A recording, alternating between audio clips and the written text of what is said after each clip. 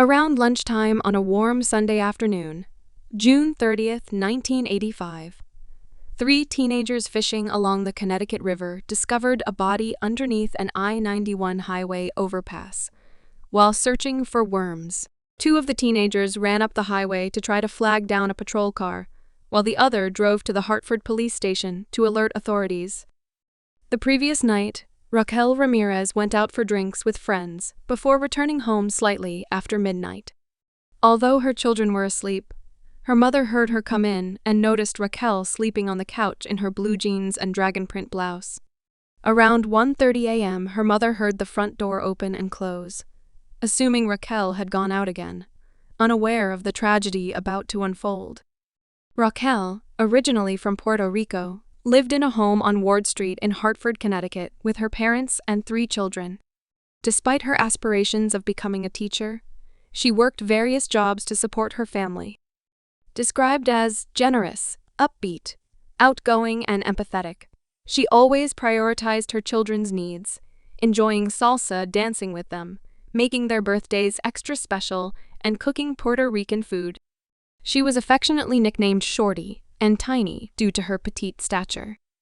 On Sunday morning, Raquel's family discovered she was not home, which was uncharacteristic. Her mother contacted family members, and then the police, providing Raquel's description. Meanwhile, as police arrived at the scene under the I-91 overpass, they discovered the body of a small, framed woman nestled among the brush, covered in dirt. Her shirt had been shifted, revealing a partially torn bra with her pants undone and shoes strewn about. Signs of struggle marred the soil, indicating the grim reality of her fate. Scrape marks along her backside hinted that she was most likely murdered right there amidst the dirt, before being dragged into the shadows of the tall weeds. The brutality of the scene made it clear she had been murdered. The remote location of where she was found posed a significant challenge for anyone to reach, leading police to doubt the feasibility of dragging a body there, and concluded that this was likely the murder location. This also raised questions about why the three teenagers were in such an isolated spot. According to their account, they had to traverse a highway, an access road, and climb a wall and embankment just to search for worms, despite ample opportunities along the riverbed. A lottery ticket found in her pocket, recently purchased from the Spanish-American package store in town, gave police their first clue. They set out for the store, spoke to the clerk, and presented a picture of the woman recently discovered. The clerk immediately recognized her as a regular customer and revealed her name, Raquel Ramirez. She was only 29 years old.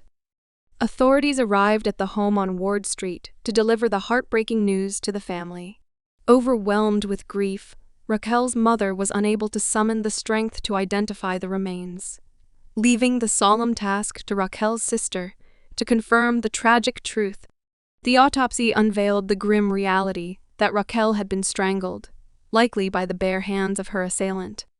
Additionally, the medical examiner discovered sperm during the examination, raising uncertainties about potential sexual assault. The origin of the sperm remained ambiguous, leaving unanswered questions about whether it could be linked to a previous encounter.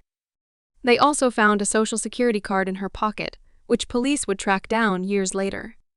It belonged to a woman from Chicago who was just a child at the time of the murder and who had never visited Connecticut.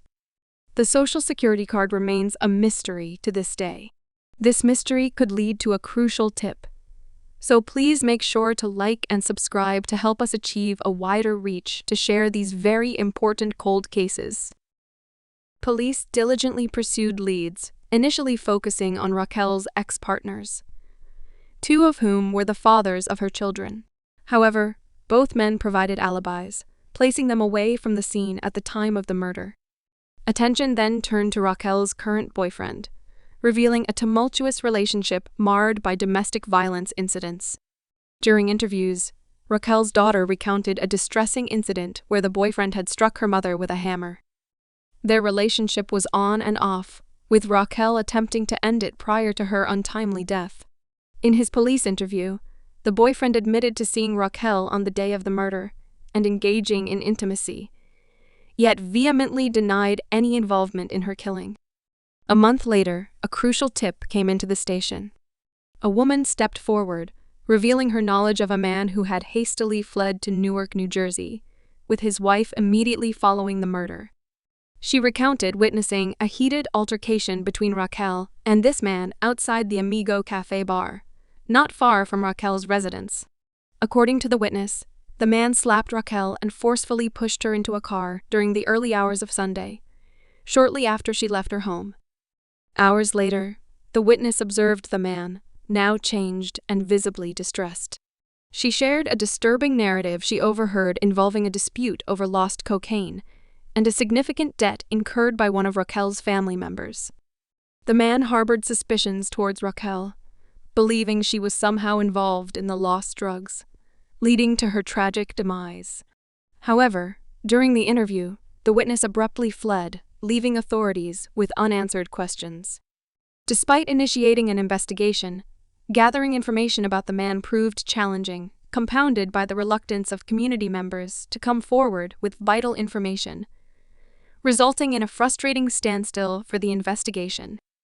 In 1986, the family appealed to the governor of Connecticut, advocating for a reward in Raquel's case, ultimately offering $20,000.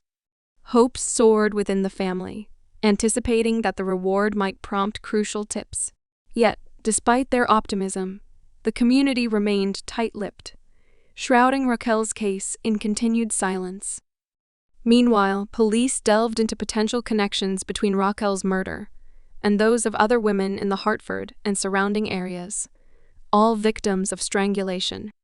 This led to the formation of a task force, exploring the possibility of an unknown serial killer. Though the task force made strides in solving some cases, no links emerged tying any of them to Raquel's death.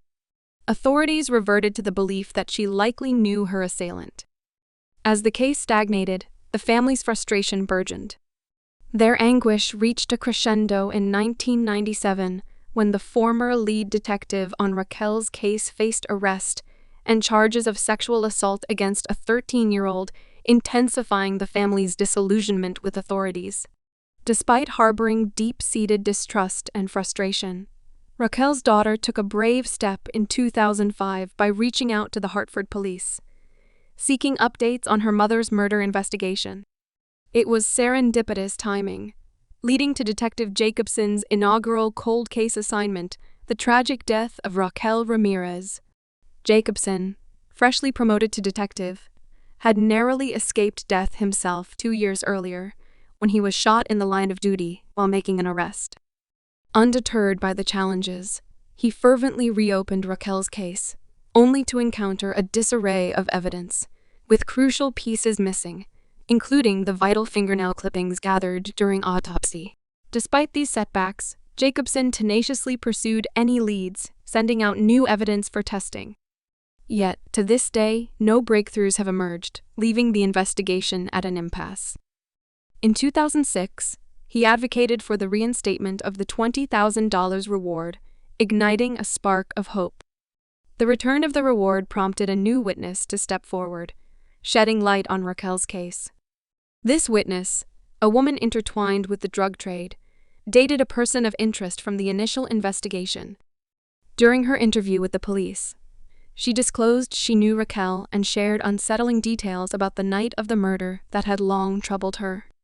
She recounted how her boyfriend returned home that Saturday night, disheveled, covered in mud, and with inexplicable scratches and torn clothing, attributing it to a dubious story about fixing a muffler. Despite her suspicions, fear had silenced her from approaching the authorities. Detective Jacobson, spurred by this revelation, began weaving together connections between this recent tip and an earlier lead. He hypothesized that both men, linked to the drug trade of the 80s, may have orchestrated Raquel's demise. Their alleged loss of revenue from a family member of Raquel's drug debt lent credence to the theory that they orchestrated her abduction and murder. Somewhere out there, someone holds the key to unlocking the truth of that fateful night. It's time to break the silence and step forward. While Raquel's mother may no longer be with us, her children still yearn for resolution and justice. Their plea reverberates with the ache of missed memories and uncelebrated birthdays. If you possess any information, no matter how small or seemingly insignificant, please reach out to the authorities in Connecticut. Your bravery could be the catalyst for finally bringing peace to Raquel's loved ones.